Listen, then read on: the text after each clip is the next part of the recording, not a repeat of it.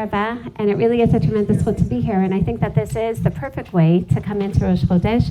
Generally, the OU celebrates on Rosh Chodesh, but as we know, Chazal tell us that the day before Rosh Chodesh is what we call a Yom Kippur Katan, is this wonderful opportunity really for tshuva on a monthly basis, and therefore no better way to really celebrate and go into a Yom Kippur other than with learning. And not only with learning, but as the beautiful theme for this month is, again, not only Chanukah, but really celebrating Gvura. Yes, there are more. Excellent. So we're going to get started. I hope everyone has the source sheets in front of them. We'll get started with understanding a little bit of the title of the shiur, of the heroes and the heroines of the home. We're going to explore both from a halachic perspective, but also from a philosophical perspective, the linkage of the Neirot of Chanukah specifically to the home and what this teaches us. We know that the fundamental mitzvah upon which all the Mahadrin and the Mahadrin Min HaMahadrin is based on is really a rule in the Gemara known as Ner Ish Ubeito, that the mitzvah of lighting Chanukah candles is Ner Ish, is a candle for the person, Ubeito, and one's home. Now this in itself is a very interesting phenomenon. So again, is it on the person or is it on the home? So we're going to explore some of the various halachic ramifications, but even the terminology should strike us somewhat, because generally we say, again, Ner Ish, again, and then the Gemara will explain how does one fulfill this mitzvah, the fact that it connects it both to the Gavra, as we generally call it, the person, and the Chavtza, and the object, already tells us there's something not just about the person, and certainly when we relate to the mitzvah also as a mitzvah aseh shazman grama, as a time-bound mitzvah, one would think if it was just Ner Ish, I would say, okay, it's very clear. It really is on the Ish. The woman should be exempt from the mitzvah of Ner Chanukah by virtue of the fact that it's a time-bound mitzvah. But by adding even the term Ubeito, naturally even, before we even enter the halachic discussion with regard to the woman's obligation, the bayit already gives us a sense that it's not just about the person. What is it about? The bayit, which we said could mean just the chavtza, the object, the home, but bayit, we know also in Tanakh, is used as the family, the mishpacha. For example, when the Kohen Gadol goes in to the Kodesh Kodashim, the Torah says, "V'chiper ba'ado uva'ad beito," that his goal is to atone both for himself but also for his bayit. Obviously, not his physical house, but rather his home, his mishpacha, his family.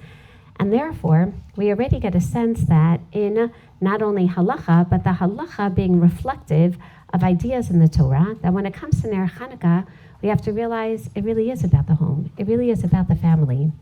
And just a few moments ago, I was speaking to, again, not just Jen, but speaking to another Rebbitzin about where we are, OUisrael, right now. And I said, on one hand, I feel that this week's Parsha Toldot, really speaks to us in the sense of feeling that for the past 2 years, all of our heroes and our heroines have firstly been redigging the wells of Avraham Avinu, right? Literally, and my son called me 2 nights ago from Gaza. There was a lot of noise in the background, and I said, Shmuel, where are you? He said, we're in a hammer, right? Anyone know a hammer, a closed area? We're in a hammer to protect them against any missiles, because they have to be outside because they're protecting Yahalom. Yahalom is the unit in the army that goes in and blows up the tunnels. He said, because they're about to blow up a tunnel. And sure enough, 5 hours later, I opened my WhatsApp and I said, yes, Yahalom just blew up a tunnel in Gaza. And I'm like, yep, my son was right there. And yes, I was also, or should I just speak like this? No. Oh, okay. This Seder? Is this better? Yeah. Yes, my mother's been giving me microphone lessons, how to properly hold it. Yes, thank you. So, in fact, and after hearing about this tunnel, I said, but they've always been blowing up tunnels. I mean, we feel this must be tunnel number 152, and then they just discovered new tunnels in Egypt, and now there are tunnels in Lebanon, and feeling, when is this going to be over? And I keep thinking of Yitzchak Avinu. Can you imagine redigging the wells of your father and the plishtim just literally refilling, I feel like almost, rebuilding the wells. And then Yitzchak says, okay, time to find my own new sources of water. And that's what I feel we're up to right now. We're in the midst of literally redigging or digging, excavating, engineering. We're all trying to find those kochot, that mayim chayim. And even when Yitzchak initially does, what happens? We find the first one, Isek hitasku imo, the plishtim bother him again. And just when we think everything is going fine and there's mayim chayim and people are returning from war and the heroes, now it's time to celebrate. No, not yet. And then he goes off and they find more water. And they say, great, now we finally have a well. And this time, Sitna, the plishtim come and they persecute him again. And it's only the third, basically, the last of these wells. It becomes the seventh well, where Yitzchak finally says, Hapam herchiv Hashem. And finally, I feel that these are the stages that we're in. We're still digging. We're digging. And the Torah tells us, yes, in fact, this is the month of Kislev, the month that not only from darkness to light, this is the month of the Bayit. This is the month to regain strength. And not just, again, the Ish, but the Bayit, the women included. And where do we see this? Not only from V'chiper bado v'beito, but throughout the Torah, we see the significance of the Bayit, of which, by the way, what is the etymology of Bayit, of the home? The etymology, especially according to Dunash ben Levrat, we're only a few blocks away from Dunash ben Levrat, the Spanish grammarian, who explained that every word has an etymology of 2 letters. The etymology of Bayit is Bat. Again, is the daughter. And let's take a look at Shemot Perek Bet, where we see, again, perhaps amongst the first of the heroines of the home, we find, in addition to, obviously, Sarah, Rivka, Rachel, Leah, the Imahot, we open up Sefer Shemot and we hear the Torah introducing how Geula is going to come from this Beit Levi. Vayelech ish mi Beit Levi, vayikach et bat Levi. And notice that every character in the story is going to be called a bat. What do I mean by that?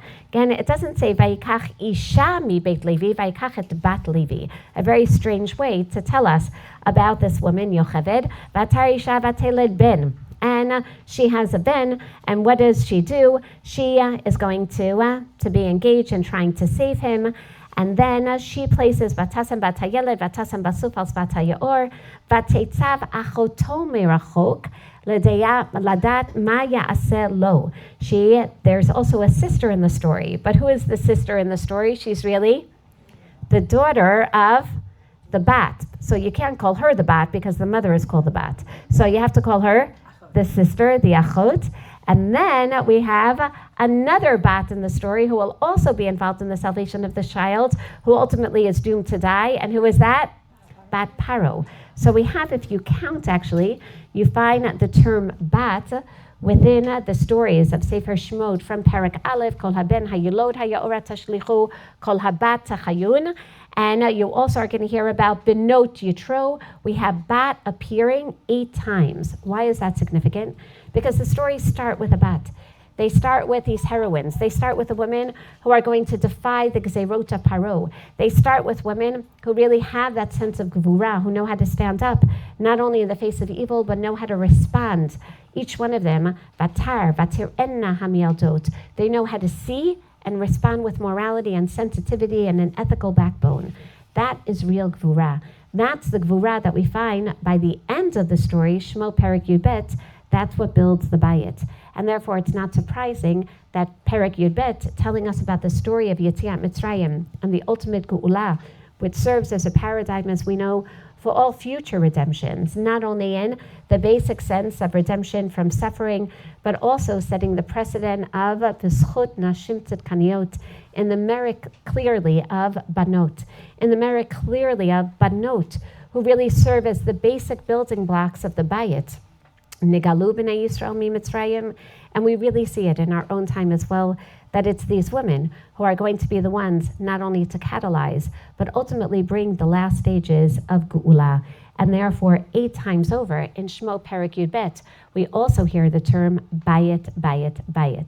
Selavet avot selabayit. In order for you to go out as a nation, you first have to restructure yourselves as a bayit, as a strong home, as a strong family.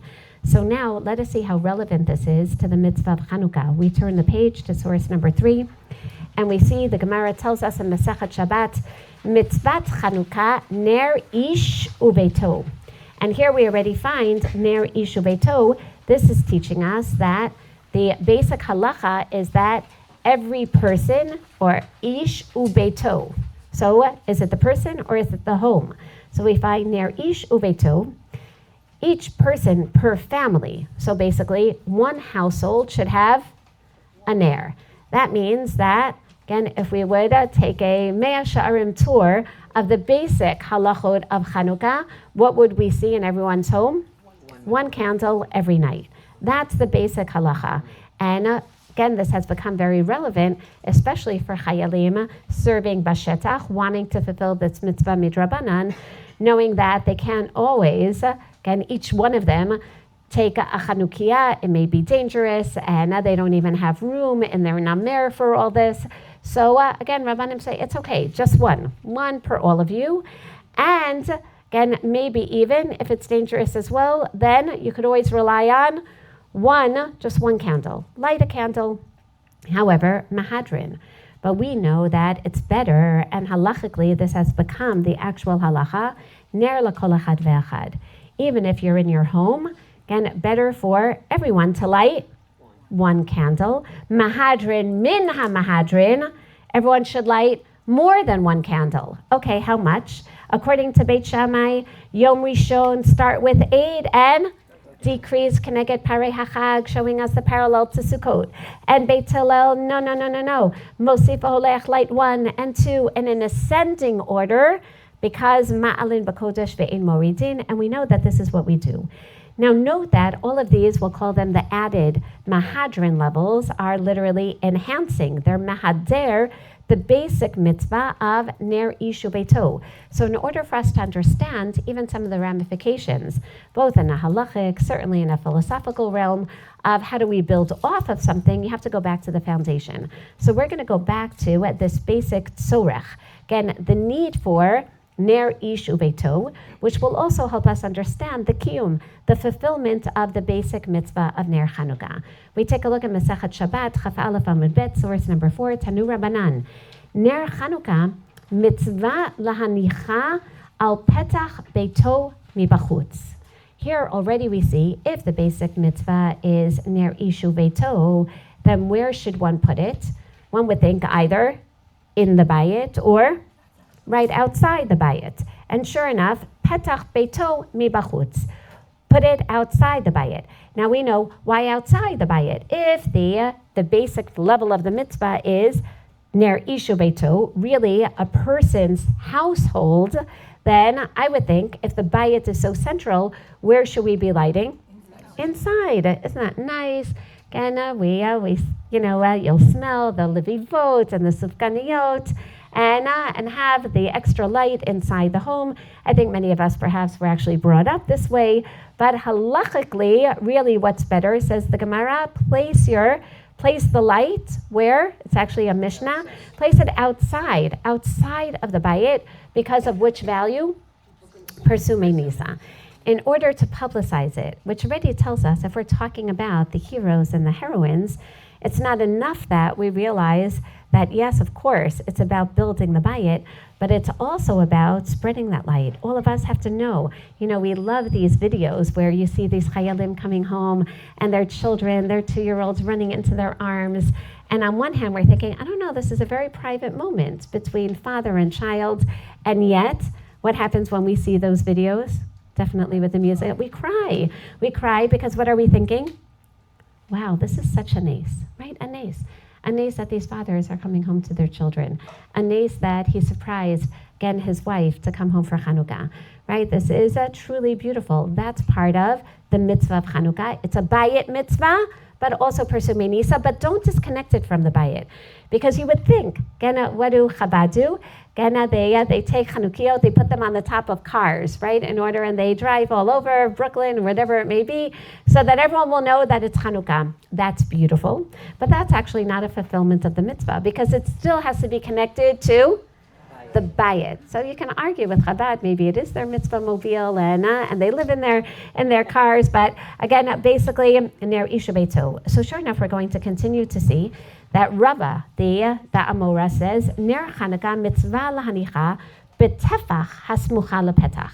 Not only that, you have to be careful to make sure that your Chanukiah is not too far away from the bayit. How much do you have? A tefach. You should put it literally right next to the bayit. And now we understand, because you should not be separating the Chanukiah from the bayit. If already you're going to put it outside for Persumei Nisa, okay, but make sure it's connected to the bayit. So much so that the Rivash, source number 5, explains that we have a minhag, as we know, and it's a minhag vatik, to light in shul, to light in a Beit Knesset. Why light in the Beit Knesset in front of everyone? Persumei Nisa. כיוון שאין אנחנו יכולים לקיים המצווה כתקנה, כל אחד בביתו, שהיא להניחה על פתח ביתו מבחוץ. So the Rivash is speaking about, even in North Africa where he lived, again speaking about the danger of lighting the Hanukkah candle outside. And if you light it outside, petach beito mibachutz, he says that unfortunately it was considered sakana. So what were people doing? Already hundreds of years ago, they were lighting inside. But then what do you miss out on by lighting inside? You miss out on Persumei Nisa, Persum Hanes, and therefore, people began lighting also in the Beit Knesset, L'kayem Persumei Nisa. The Afal Pi She'im Mevarchim Al HaMinhag, and even though this started as a minhag, I'm on the 6th line now, even 5th line, even though it started as a minhag, and we generally don't say a bracha on a minhag, this minhag became so much connected to the mitzvah because it's lefarsem hanes bebeit hakneset berabim, in public, and therefore we say a bracha even lighting the Chanukiah in the Beit Knesset, kamo shenagu lavarech al halal shel Rosh Chodesh, v'af al pi sheino ela minhag ve'ein bazeh mishum bracha levatala klal. It's not a bracha levatala. Umikol makom, but he says, make sure that you know, bo'to ad lakashel Beit HaKnesset. So if a man goes to daven Mariv over Hanukkah, and he definitely is going to hear the brachot of Lahadlik Ner Shel Hanukkah and Sha'asa Nisim, and on the first night Shechianu, Ein Adam Yotzei Ba. He's not Yotzei the mitzvah through the Hadlakan, the Beit HaKnesset. And now you already know why. Why? He has gotten Persumei Nisa, but what's really the core of the mitzvah? Ner Ish Ubeito. Tzarich, and therefore he has to go back, Lachzor Uladlik Chol Echad Bebeito. And this the Rama says, because the basic level of the mitzvah is mitzvah Chanukah ner ishu beito. So here we only find how corroborated this is. So much so that the Pnei Yoshua says that really the mitzvah has both of these components. And really the reason why we light outside is so that our Chanukiah will be samuch l'reshut harabim, mishum shu persumei nisa. And yet he says, mishum kach hetilu chovat mitzvah zo, ki'ilu hi chovat habayit. He says that's why, though, to make sure that people understand that it really isn't just about Persumei Nisa, but about the person lighting in one's home. That's why they phrased it as if it's predominantly about the bayit. As if almost, he says, as if the bayit is almost a persona in and of itself, right? Ner ish ubeito. The bayit is connected to the ish even more than the aspect of Persumei Nisa, and therefore it's ki'ilu chovat habayit. So that being the case, we're going to see a very interesting machloket between Tosfot and Rashi. Tosfot says, what if, and not necessarily here in Yerushalayim, but what if you're living, again, in an area where you have your bayit and then you have a huge front lawn? Where's the best place to light Hanukkah candles? Next to,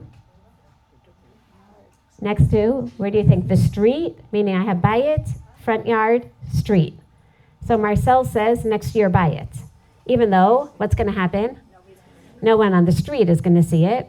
Or my other option is do it on the ends of the chatzer. So let's take a look at Tosfot. Tosfot says, mitzvah lanicha petach beito mibachutz. And of course, it has to be connected to the bayit outside. Umari deleka chatzer. He says that's when you don't have a chatzer. That's when you don't have a front yard.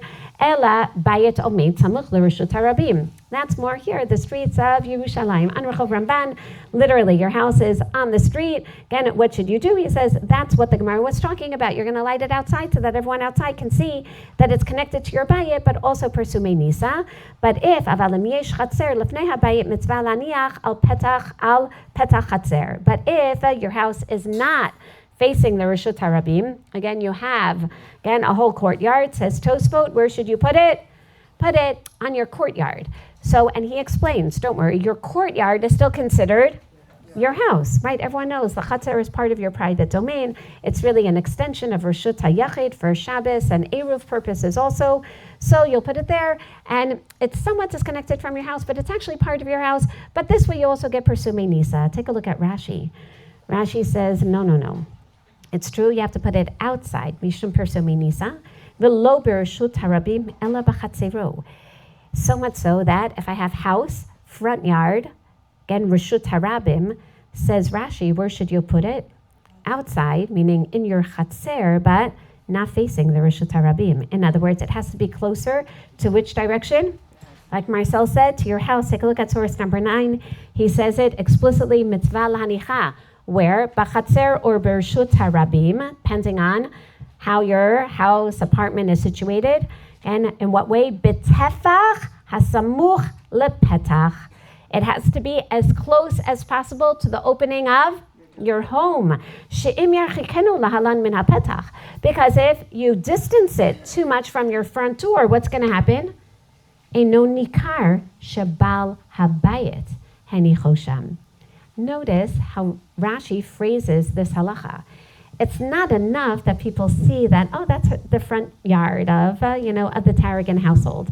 So we know that it's a part of the Taragin household. No, that's not enough. It could be that who may have put it, if I put it in my front yard, who may have put it there? Maybe a neighbor, maybe a passerby, maybe that's what, the Va'ad of the Yishuv. Again, they put, nice Chanukiyot, especially the first night, all over the Yishuv. No, says Rashi, you have to know that it's connected to the Bayit in a way that it's connected also to the Bal HaBayit, that it's connected to Ner Ish Uveto, that this specific person, this specific household, again, it's connected to them, Heni Chosham. And therefore, we continue with source number 10, where the Gemara, interestingly, Masechet Shabbat tells us that even though you would think that one should be able also for Persumei Nisa purposes to light candles high up, that no, actually mitzvah l'hanicha b'toch asara. You should light, a lot of people don't know this because we light inside our home for so many years, but really when you put it outside, it should be, even inside, it should be b'toch hasara. It should be within 10 tzvachim. Basically, a chair like this would be perfect. So you can ask Mira if you can can't take them home. But just measure this. This is about 10 tzvachim, and you would put your chanukiyah as such. So when we turn to the next page, we see, and we're going to explore now, various halachot that show this all the more, how connected this has to be to the home. The Meiri explains, even though mikol makom hidur mitzvah lahagbiya asara. He says, try to get it to 10. Why do you want to get it to 10? Don't light it at 4 tzvachim or 7 tzvachim. Try to get it to 10 on the chair, even though you can light it lower as well. But try to get it to the chair so that you'll also get a little bit of Persumei Nisa. So much so that the Shulchan Aruch paskins lahalacha that menicho lemala migimel tzvachim, it has to be higher than 3 tzvachim, so it doesn't look like it's on the floor. Umitzvah lanicho lemata me'asara tzvachim.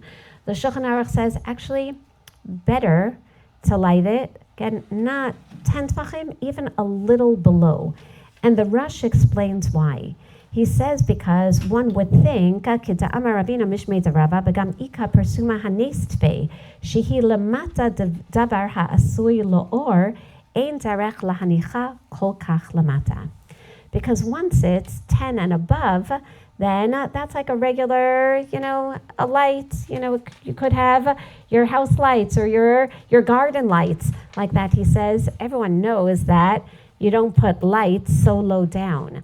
And it has to be very clear then that on one hand, they're not little tea lights on the ground for decoration, and they're also not street lamps, and they used to have street lamps much lower down, and they're not your regular house lamps. Everyone has to know that what is the purpose of these lights? They are ner ishu beito. They're connected to your home, so they're not so high up. You have to connect it literally to your home. They have to be, again, mamash within, I'm going to say even dangerous level, right? So that people bump into them. It's part of your home. It's a fixture in your home, but not too high that people misinterpret it as not Hanukkah lights. And therefore, as we take a look in source number 14, back to the Gemara, therefore, haroa omer litzarchuhu tenakidla. Again, you have to make sure that everyone knows that the person who lit it also lit it, and this is connected to another idea of hadlaka osa mitzvah, that it's not where you place it, but the lighting. Everyone has to know that it was lit for the purpose of Nerot Chanukah, which is why the Ritva explains that as long as ihu v'nero bershut achat legamre, dechol toch asara chashiv reshut, that it's not just about so that no one will confuse it with a different source of light, but so that I consider it my reshut. In other words, it's not just about the bayit, and it's not even just about the petach of the bayit. It has to be within a halachic reshut. A halachic domain is 10 tzvachim. So I want to show that it's connected to my house, but that it's also connected to me. So notice then that this is the idea of the kiyum of the mitzvah. How does one actually, again, understand the basic obligation? So here we're going to extend this a little further and then bring it all together. There is a very special halacha with regard to Nerot Chanukah that we generally don't have. We don't have with any other mitzvah, and that's called birchat haroeh, right? What does that mean? If I see someone else eating matzah, can I say a bracha nachilat matzah? If I see someone else shaking lulav, can I shake lulav? If I see, can I biyote that way? No. If I see someone else lighting Hanukkah candles, can I biyote on some level? Yes. This is called birchat haroeh. And most of the Rishonim explain the reason why it's allowed specifically for Hanukkah is because chavivin aleinu. Because this mitzvah is so special, we want to make sure that everyone is able to feel a part of this mitzvah. Isn't that beautiful? So what does that mean? Let's take a look at the Gemara. Amar Rav Yehuda. Or let's start from the beginning. Amar Rav Chia Barashi Amar Rav Hamadlik Ner Shel Chanukah Tzarich Levarech. Rav Yirmi Amar Haroa Ner Shel Chanukah Tzarich Levarech. Wow, Birchat Haroeh. Even if I see someone else lighting Hanukkah candles, I can say a bracha. Now, which brachot? I can't say Lahadlik Ner Shel Chanukah because I'm not lighting. But what can I say? Sha'asa Nisim and Shechianu on the first night. Excellent. Amar Rav Yehuda, Yom Rishon Haroeh Mevarech Shtayim, Sha'asa Nisim and Shechianu. Umadlik, and the person who's actually lighting Mevarech Shalosh, he also says Lahadlik Ner Shel Chanukah Mikan Ve'elech Madlik Mevarech Shtayim Veroah Mevarech Achad. The ensuing nights, someone who sees someone lighting the Ner of Chanukah, the lights of Chanukah candles, will say Sha'asa Nisim. So Tosfot explains, wait a second, is this bracha for anyone and everyone? Can everyone do this? He says, this is so interesting. Bishar mitzvot, like lulav and sukkah, lo takinu levarech leroeh. Right? If I see someone sitting in a sukkah, do I say, even sha'asa nisim? No, I don't have this. Again, ela gabei ner Chanukah, again, mishum chavivut hanes, because we want to make sure that everyone feels connected to this miracle. V'gam, and he says also to make sure, mishum sheish kama b'nei adam she'ein lahem batim, ve'ein bi'adam l'kayem hamitzvah. So interesting. Says Tosfot that there are also people who don't have a bayit. There are homeless people out there. And we want to make sure that they can fulfill the mitzvah. Wait a second. What is Tosfot saying? If they don't have a home, then they're not obligated in the chiyuv. Why not? Because the mitzvah is on near Isha Beito. They don't have a bayit. It's true. They don't have any halachic obligation because they don't have a bayit. But we want them to be able to fulfill it. So how do they fulfill it, ironically? Through? Their home is the whole city. Excellent. Through someone else's home. They can fulfill it through my home, right? In other words, this mitzvah is so important, and we're so connected to this nace, to this miracle, that we want to make sure that homeless people then are able to be mekayim it, and mekayim it through a home. It has to be, the kiyum is through a home. So they don't have the chiyuv, but they get a kiyum through the home. So according to Tosfot, the whole point of a Birchat HaRoeh by Hanukkah is for homeless people. Take a look at Rashi. Rashi says, no, HaRoeh b'shuk, v'roeh b'achad ha'chatzerot, dolek. Omatati b'shem Rabbeinu Yitzchak ben Yehuda, she'amar misham Rabbeinu Yaakov, dolo huskaka bracha zo. You know who this bracha is for? Ela lami shelo hidlik beveito adayin, o liyoshe b'spina. According to Rashi, no, the only people who have a chiyuv and basically a kiyum are who? Only homeowners. This bracha is for homeowners. Homeless people, they're completely exempt. It has nothing to do with them. They don't understand even the phenomenon of a bayit. This is for homeowners who, for technical reasons, they're on a cruise, so they can't fulfill it through their bayit. So how do they fulfill their bayit?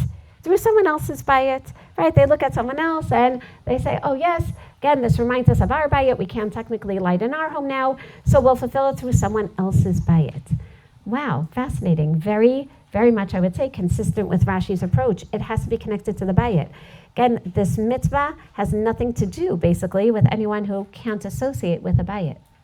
Can't you interpret the bayit as being family? Yes. So Rashi here, that's exactly it. We're going to see that it's connected to both, that you really appreciate the phenomenon and the domain of a family within the bayit, right? As a matter of fact, my children, so we try to take everyone, somewhere, do Chanukah tiyulim, but when it comes to Hadlakat Ner Chanukah, we have to be bayit. We have to be home, right? That's where the family is. And that's so interesting, right? That Tosfot says, no, it's enough to connect it. Meaning I agree with you. There definitely is that opinion. But Rashi says it's the home that's in the actual physical bayit as well. That the two are almost inseparable. So now we take this to the next level, source number 19. The same sugya, we find Rav Sheshet says, Achsana'i chayav b'ner Chanukah. A guest, meaning someone staying in someone else's house, is obligated in the mitzvah of Ner Chanukah. Again, the chiyuv. Amar Rabbi Zera. Mireish ki havina beirav mishtat bene beprute bahade ushbize. So Rabbi Zera said, at first, when I was studying, when I was a yeshiva bachur, what would I do? I would contribute a pruta, right, a small amount, to help my host buy oil so that I could be part of the mitzvah. Wait a second, what did we already say? What's the mitzvah? And your bayit, right? This is someone else's bayit. He's a guest. What would he do, though? He would pay for some of the oil. So the Rishonim explain, what is the guest doing? By paying for the oil, what is he? He basically saying, excellent, I'm part of this household. So much so that there are many Rishonim who explain, and this has many, many nafkaminot for yeshiva and seminary students when they go to your homes. Again, for Chanukah, that really, if they're going to light, now they have a choice. What could they do? They could say they're not chayav. Why not? They're not in their bayit. So they're going to be yotzei through you, right? Again, similar to Birchat HaRoeh. Or, again, they can light. If they want to light, what could they do? Give money, give a house gift. And what is that house gift basically saying? It's almost like paying rent, right? To basically say, I'm now part of this household. Wow, that's what Rabbi Zera used to do. And the Ran says that really is what we should do. But then, batar de nesibe itita amina. But then once I got married, I said, now I don't have to do this anymore.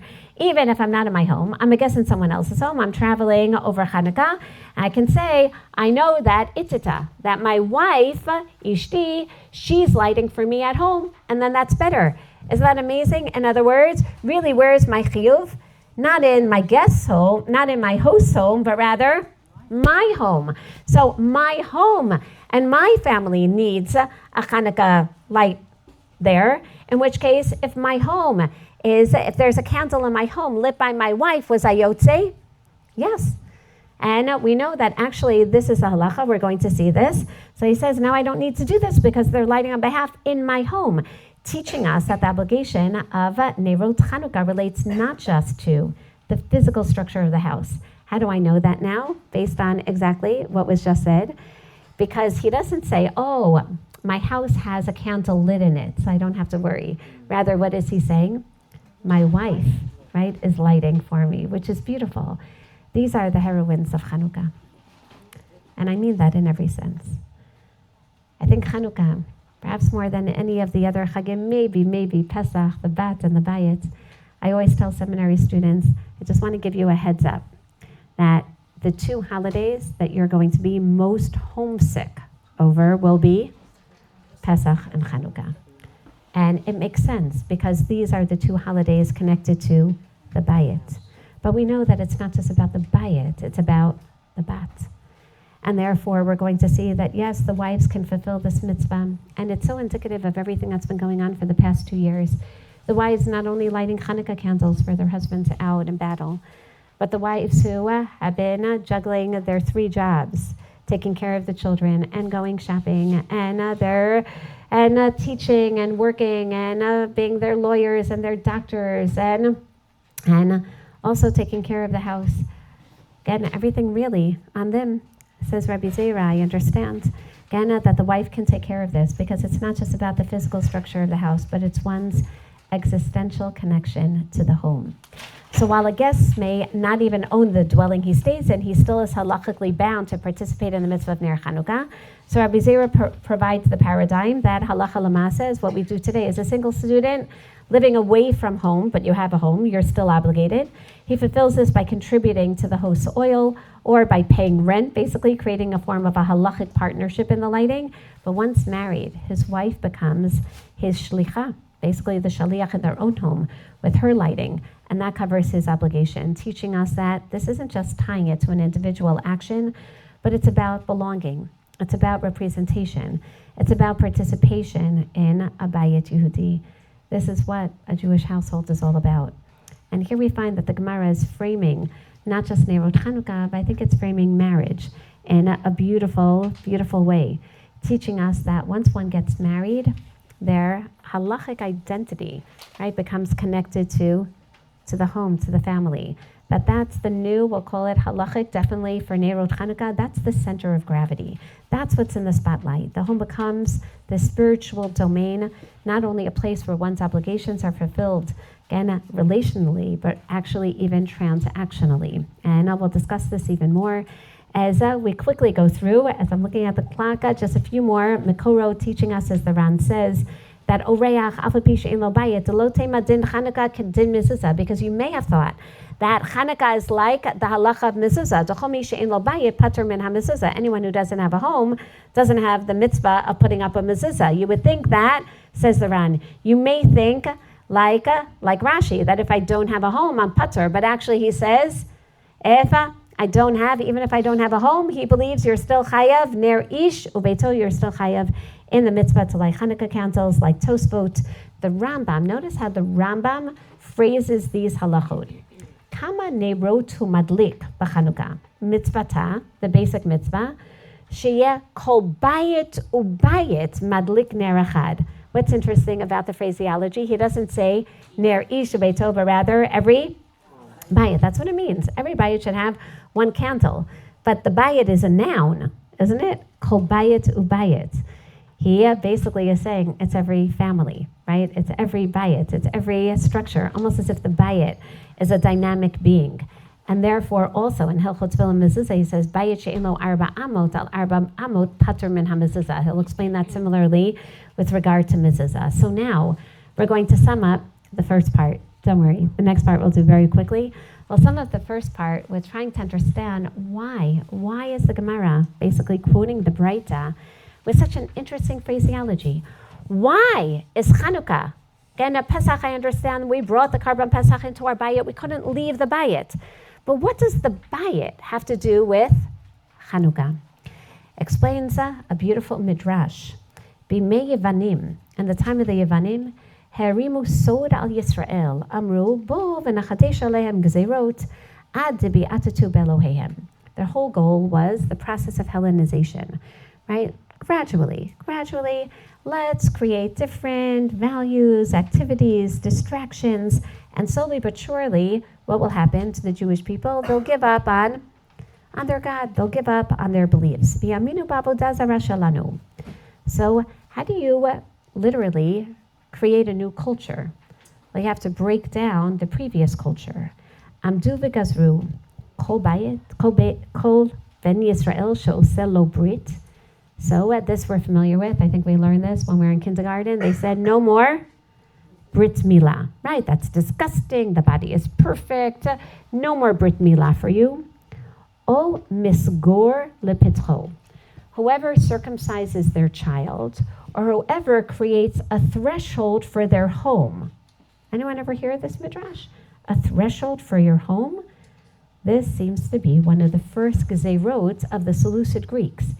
You cannot have a threshold of your home, but rather it has to be, what does that mean if you don't have a threshold? No door. Again, it has to be open. Basically, what did the Greeks believe in? They believed in a polis, right? Basically, in the city, that we're all supposed to work together. Again, I'm going to say they were the fathers of socialism, right? Basically, a metropolis. Let's all exist together, and everyone contributes together, and there's no individual by it. Everything is open, nothing is private. Again, everyone gets to see what's going on in each other's lives. Again, one could also say this is the prelude to social media. Basically, no such thing as a bayit. Get rid of what really defines the bayit, the threshold, which, by the way, we see in the halachot of Pesach as well, right? You put how do you define your bayit? Make sure that there's blood on the doorpost, and then you close the doorpost. You don't go out. That's your bayit. That's how you have to define yourselves. What the Yevanim were doing, were basically destroying the foundations of a family, of the value of the bayit. And therefore, again, whoever has this threshold, b'charev, lama, kol kach lama, kedei shelo yeh Yisrael, kavod v'lo reshut, so that they wouldn't have their own domain, so they wouldn't have that self-respect. Shekol bayit she'en lo delet, en lo kavod, v'lo tzniut, v'chol harotzeh likanes. Then there's no dignity, there's no privacy. Again, and therefore, anyone can go in, anyone can go out, at any time of day, ben bayom, ben balayla. Kevan shera'u Yisrael chen. Amdu uvitlu kol latot batehem. And when they saw that otherwise they were going to be killed, what did they do? They took off their doors. V'lo hayu yecholim la'achol, v'lo lishtot, v'lo lishamesh mitotehem. And that was it. That was the end of family life. Husbands and wives couldn't continue to live together anymore. And therefore, what do we do every Chanukah? We glorify the house. We build the house. We bring light inside and outside the house. We focus on the house. The house, the home, the family becomes the center. And therefore, the Shulchan Aruch tells us, even Isha Madlaket Ner Chanukah, again, we have to make sure that there's always, whoever is in the house, light Chanukah candles. She'af hi chayevet ba. Aval im medlika achei reshot v'katan lo asa klum, af al pi she'inecho gadol, v'chol mi shomer b'katan she'egi'a lechinuch mutar. Generally, we say, yes, anything that a young child did doesn't count. Again, he doesn't have a chiyuv. But if he already came to gil chinuch, then it's okay, he can. Why? Because now there's light in the house. Because he did add something, and he understands what he did. And that's going to be significant as well. The Sfat Emet, therefore, tells us that, in fact, he says he heard, we know that the windows of the Beit HaMikdash were wider inside, so that people could basically see from the inside, but that we wouldn't see the outside. And this way, if the windows were wide on the inside, the light would go out to the whole world. And why? Ita, he says, that's why I heard ki hayevanim shasu pertzot bebeit hamikdash v'amru shehem gam ken yocholim lechnos bal yedei zeh b'hachoshech. And that's exactly it. When the Seleucid Greeks came and they defiled the Beis Hamikdash, what came? basically the darkness. There was no longer light coming from the Beis Hamikdash. Uvitlu gam ibnei Yisrael ha'ara. And then Am Yisrael said, if there isn't light coming from the Beis Hamikdash, we also can't have lights. And that's why, as we know, Lachen, Nakam HaKadosh Baruch Hu Nekmatenu. And therefore Hashem said, now I want to make sure you have lights, not just in my bayit, but in your bayit. Which brings us to the end of our shir. And don't worry, I see that I made it easier. Notice that I skipped from source 23 all the way to source 35. So when you look at the end, in fact, we know that the mitzvah of Ner Chanukah is not just about the bayit, but particularly this is a mitzvah, as Rabbi Yeshua ben Levi says, even though you would think that women should be, and they should be, exempt from the mitzvah of Ner Chanukah because it's a time-bound mitzvah, nonetheless, they're chayavot she'af hein hayu bo tohanes. And Rashi explains, what does it mean, shayu bo tohanes? Yes, they were part of the gzerot, but they were also part of the victory. We know that. In fact, again, the women they were defiled, and it was through an isha shenaseh hanes. And many turn to the famous story of Yehudit, from the family of Chashmonaim, who helped in assassinating Halifornos in a very similar way as Yael by serving him milchik foods, the cheese and the milk, and put him to sleep and killed him and decapitated him, and obviously was part of the military victory. But there's also Midrash HaGadol that tells us actually, Anna, she did something even greater, that she was one of the women who was also meant to be defiled by Greek officers before her wedding. And this was going on for years by the Greeks, and finally she stood up in front of her brothers, the Chashmonaim, in front of her father, Matityahu Kohen Gadol. And while they were throwing her, basically, her Shabbos Kala, her pre-wedding and party, which she knew would also be preluded with her being raped by a Greek officer. So she basically, literally disrobed her clothes in front of everyone. And everyone was so embarrassed, and her brothers wanted to kill her. Again, you're a Bat Kohen, and this is how you're acting. And she says, you're willing to kill me, again, for this kavod, and so why aren't you willing, again, to stop this already? And that's when they started the entire revolt, to finally stop the daughters of Israel from being defiled. So yes, Afin Hayu Bo Tohanes. And Tosfot says, of course, we were part of this as well. Take a look at Megillah Tanit. Bat Achat Haita L'Matetyahu Ben Yochanan Kohen Gadol Kshigia Zmana Li'nasei Baha Kasterin L'Tama V'lo Henichu Oto V'kin'u Matetyahu Uvanav V'gavra Yadam Al Malchut Yavan. And I always wonder, I said, isn't that interesting that most people are unfamiliar with this, even though that's the basic reason in Megillah Tanit, which is the earliest source for the story of Hanukkah, and for all these days that we don't fast, that's the earliest source. But what do we always learn? What started the revolt? Matityahu saw someone worshiping pig on the Mizbeach, or because they ushered Brit Milah and Shabbos, and Tarat HaMishpacha. Now we understand. By the way, they didn't say that it's usher for women to go to the mikvah, right? Women could always go to the mikvah, baseter. Now we understand from these sources, what does it mean that they stopped Taharat HaMishpacha? It means that they took off the doors. There is no Taharat HaMishpacha if you don't have a door on your home. And what does it mean? What really started off, again, the rebellion, the fact that Yehudit Bat Matityahu Kohen Gadol, again, disrobed and says, time lekaneh et kinati, time for you to act on behalf of, again, the tahara of all of the Benot Yisrael. And then I tell myself, why isn't that interesting that we didn't learn this in elementary school? And then I realized this is the rated R version, in fact. So now we take a look at Rav Soloveitchik. He says, Nire pashut, dechol hachtama she'afin hayu bo tohanes shayach, raka la'otan hamitzvah dahanes hu, again, din, he says beautifully, din v'chalut b'fnei atzma be'etzem kiyum hamitzvah.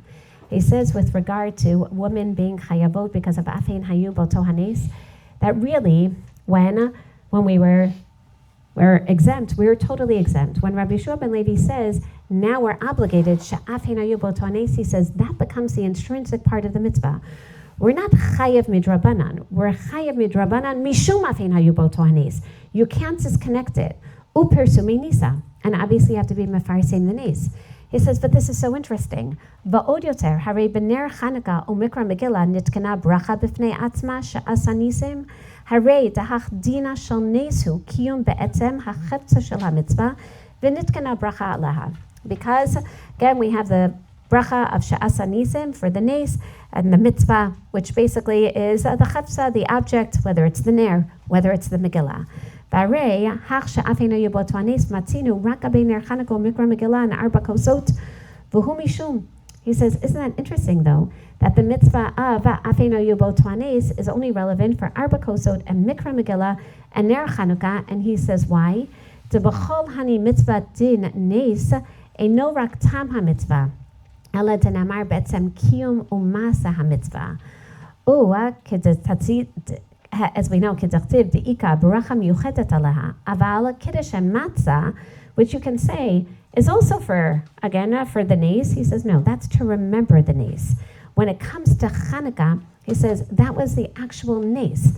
Again, in other words, what was the miracle? The fact that there was oil, that there was light. And then Rav Soloveitchik continues to say, and why should women then be chayim mishum afenu yubot hanes? Because they really are part of it. They really are the heroines. And the irony, he says, is that you can't disconnect the bayit from Persume Nisa. You have to balance both of them. And he says, generally, we know that women are not so involved with the Persume Nisa. Again, with what goes on beyond the home. And he says, isn't that interesting? That Dafka, these three mitzvot, which really are all about Persum Hanes, are all about publicizing Sipur Yetziat Mitzrayim, publicizing Chanukah, publicizing the story of Purim. That's when we Dafka are going to have women involved. He said, yes, because women were mamash, they were part of the miracle themselves. And if part of the miracle is connected to the bayit, then who better than women?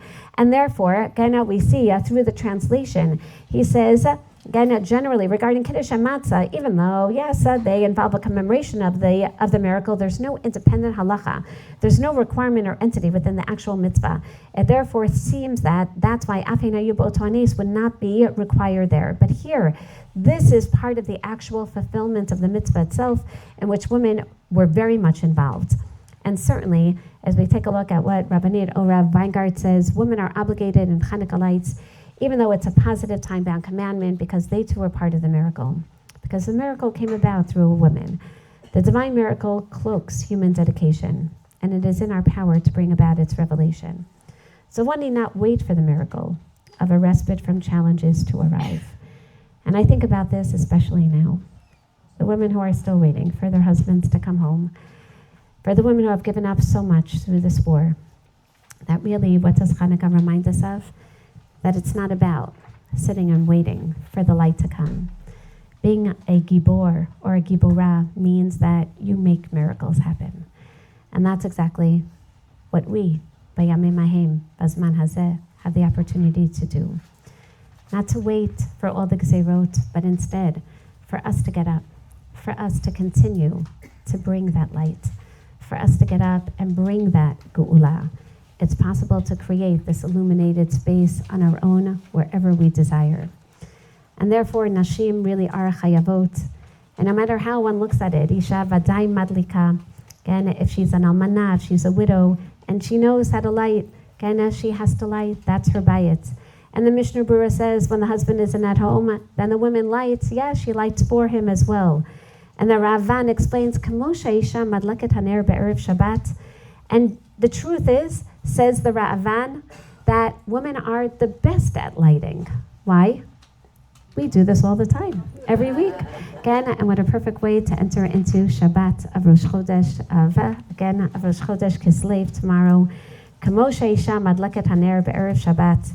And just as she takes this very seriously, because lo shaberot nashim meitot b'shat leidatan, women who aren't careful with nida and chala and hadlakat haner, and they can die at childbirth. Kain isha madlaket ner Chanukah ein ba'ala babayit umihu ki ika ba'ala iu kadim de'iu nami mechuyav. And the husband, of course, if he's home, he'll also light. But the women should light as well, because we know how to light. We know how to bring light. We know what it means to be part of a miracle. We know what it means to build a bayit. We know, certainly through this war, what it means to take care of both the home, the household, the mishpacha. and Be'ezrat Hashem, not to stop, but to continue to bring that light on our own. Chodesh Tov and Chanukah Sameach.